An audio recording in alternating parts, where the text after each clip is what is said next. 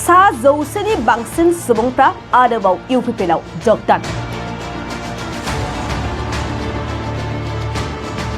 UPPL दोलोखौ मोजां मोननानै जयेन जादों जौसेनि बांसिन माइनरिटी सुबुंफ्रा।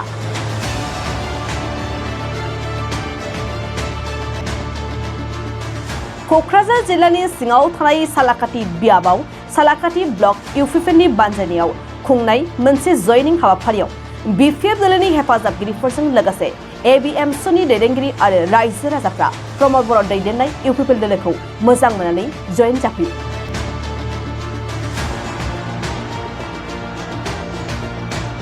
हाबाफारियाव बाहागो लानानै एमएलए लरेन्स इस्लारि, बिटिआरनि मावफुं सोद्रोमा रनजित बसुमतारी आरो सालाकाटि ब्लकनि दैदेनगिरिफ्रा गोदानै जयेन जाफैनाय सोद्रोमाफोरखौ बरायनानै लायो। बे समाव बिटिआरनि मावफुं सोद्रोमा रनजित बसुमतारीआ बिपिएफ दोलोनि सायाव मा फोरमायखो खोनासंदो।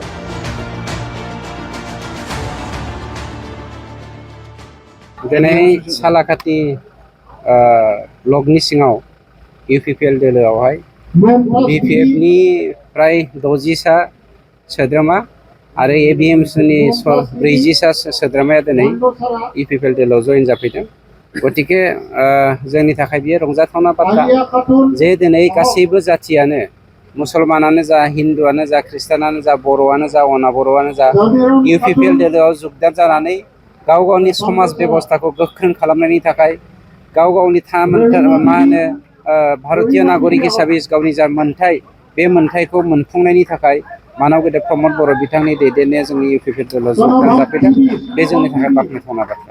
सालाकाटि बियाबाव बिपिएफआ थानाय नंला। सालाकाटि बियाब नङा, एमपि इलेक्सननि उनाव बिपिएफआ लर्ड गथरखौ जानानै आं दाखालिबो नोंथांमोननि मिडियानि गेजेरजों मोनसे बाथ्राखौ बुंखांबाय। हाग्रामानि जोबथा कफिननि गाजोलखौ बिथांनि कफिननि सायाव दोनोल' बाखि दंसै।